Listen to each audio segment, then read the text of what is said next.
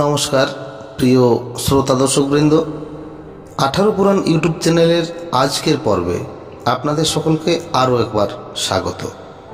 বন্ধুগণ, আজকের ভিডিওতে আমরা আলোচনা করব দেবরাজেন্দ্র কিভাবে ও কার অভিশাপে লক্ষ্মীভ্রষ্ট হয়েছিলেন এবং কিভাবে তিনি পুনরায় মা লক্ষ্মীকে ফিরে পেয়েছিলেন।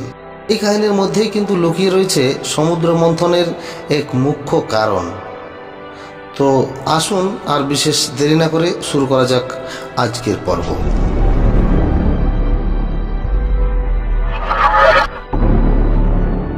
দর্শক বন্ধুরা, আমরা সকলেই জানি যে লক্ষ্মী দেবী ছিলেন শ্রীবিষ্ণুর পত্নী অর্থাৎ স্ত্রী। কিন্তু মা লক্ষ্মী শ্রীবিষ্ণুর স্ত্রী হওয়ার পূর্বে কোথায় ছিলেন? না, মা লক্ষ্মীর বিভিন্ন রূপ আমরা দেখতে পাই বিভিন্ন জায়গায়, কারণ মা লক্ষ্মী হলেন মহালক্ষ্মী।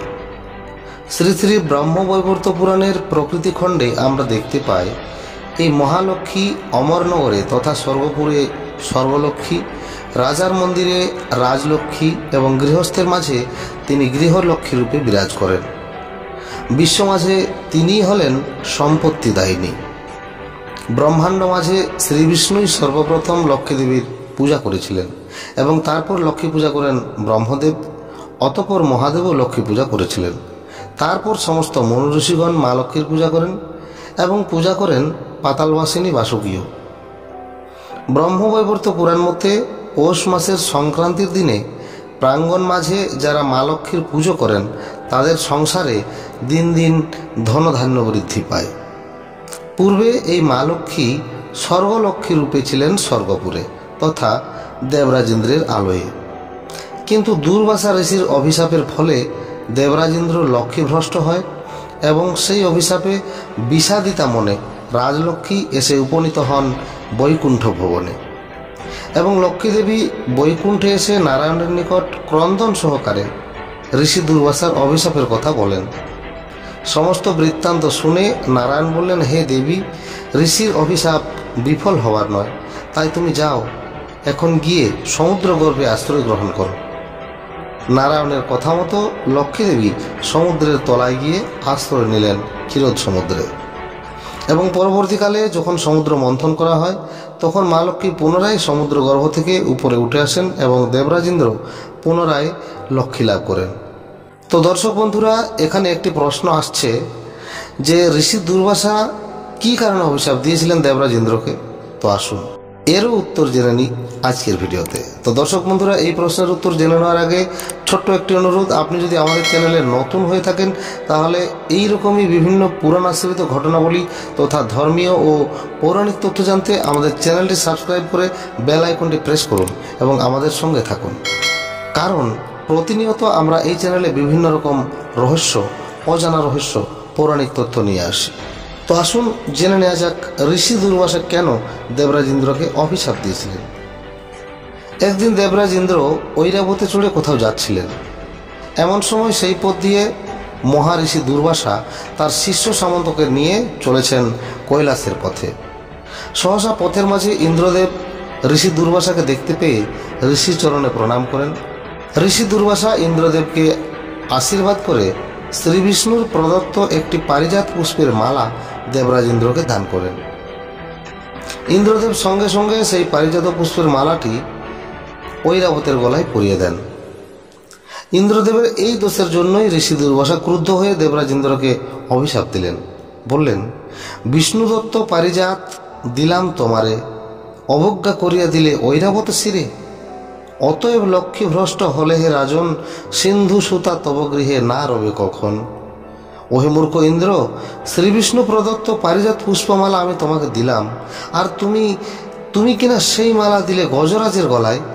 তাই আমি তোমাকে অভিশাপ দিচ্ছি, এই মুহূর্তে তুমি হবে লক্ষ্মী ছাড়া। আর যে ঐরাবতের মস্তকে তুমি এই পুষ্পমালা দিয়েছ সেই মস্তক তার অবশ্যই ছিন্ন হবে।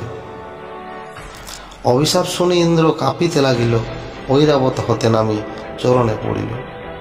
অভিশাপের ভয়ে ইন্দ্র তৎক্ষণাৎ ঐরাবত থেকে নেমে ঋষি দুর্বাসার চরণে লুটিয়ে পড়লেন এবং দুর্বাসার স্তব করতে লাগলেন। বললেন, হে প্রভু, আমি না জেনে মহা ভুল করেছি, দয়া করে আমায় এই অভিশাপ মুক্তির উপায় বলে দেন। তবে স্তবে সন্তুষ্ট হয়ে ঋষি দুর্বাসা বললেন, শোনো দেবরাজেন্দ্র, তুমি ভক্তি ভরে কৃষ্ণ পূজা করো, কারণ কৃষ্ণ বিনা কেহ নাই জগতের সার, প্রসন্ন করিলে তারে লভিবে নিস্তার। এক মনে ভক্তি ভরে কর আরাধন, অভীষ্ট হইবে তব নিশ্চয় পূরণ। অভিশাপগ্রস্ত হয়ে ইন্দ্রদেব বিষণ্ণ মনে দেবসভায় এলেন এবং সমস্ত দেবতাদের উদ্দেশ্যে তিনি বলতে লাগলেন, হে দেবগণ, লক্ষ্মী বিনা এই স্বর্গপুরে আমার কি বা কাজ? যাই হোক, চলো সকল মিলে এখন গুরুগৃহে যাই। তাই সমস্ত দেবগণ সহ দেবরাজ ইন্দ্র এলেন গুরুগৃহে এবং গুরুদেবের কাছে সর্ববৃত্তান্ত খুলে বললেন। গুরুদেব বললেন, তুমি মহা পাপ করেছ।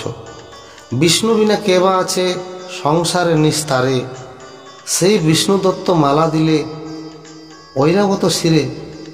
অতএব মম বাক্য করহ শ্রবণ, দিবানিশি হরিপূজা করহ সাধন।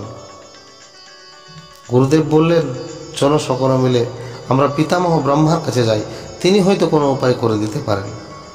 ব্রহ্মদেব সব শুনে বললেন, এতে আমার কোনো কিছুই করার সাধ্য নেই, তার চেয়ে বরং চলো আমরা সকলে বিষ্ণু লোকে গমন করি এবং শ্রী বিষ্ণুর কাছে আমাদের সর্ববৃত্তান্ত খুলে বলি। এক্ষণে সকলে শ্রী বিষ্ণু শরণাগত হলেন।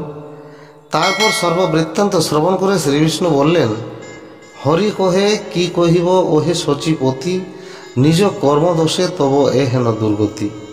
হরিদত্ত মালা তুমি করিয়া হেলন, ঐরাবত শিরোপরি করিলে অর্পণ। দুর্বাসা সামান্য নহে জানিবে সুমতি, শিবের অংশেতে জাত সেই মহামতি।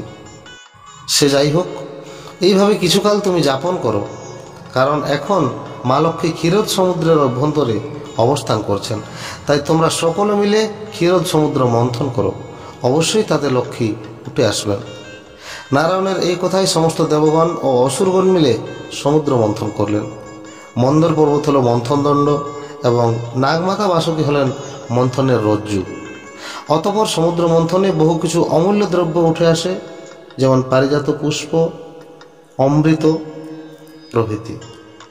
এমনকি হলাহল বিষ পর্যন্ত উঠে আসে সমুদ্র গর্ভ থেকে। অবশেষে মা লক্ষ্মী উঠে এলেন ক্ষীরোদ সমুদ্রের মধ্য থেকে।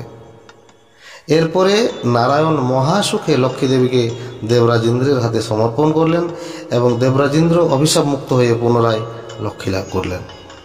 তো দর্শক বন্ধুরা, কেমন লাগলো আজকের ভিডিও অবশ্যই কমেন্টে জানাবেন এবং ভিডিওটিতে একটি লাইক করে দেবেন।